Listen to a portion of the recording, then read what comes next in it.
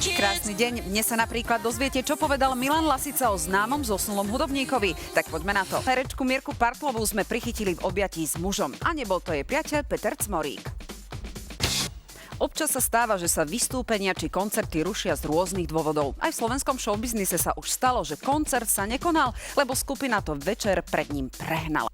Hercov Táňu Pauhofovú a Janka Koleníka, ktorí sú momentálne v Afrike, režírujú Divé zvery. Včera, čo odišla naša sympatická kolegyňa Monika Brúteničová na materskú dovolenku, jej synček Filipko má 4 mesiace a Monika opäť zasadla do moderátorského kresla Kriminovín. Šedá myška sa u tohto návrhára rozhodne nenosí. Móda, ktorú vám teraz ukážeme, ohúrila celý Paríž a dokonca roztancovala Eiffelovú väžu.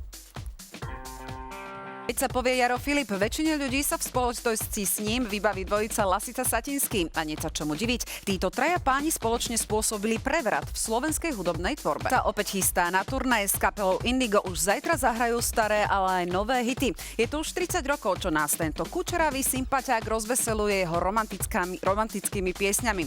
Tak prezrať, Peter, čo sa za tie roky zmenilo, keďže účes máš stále ten istý?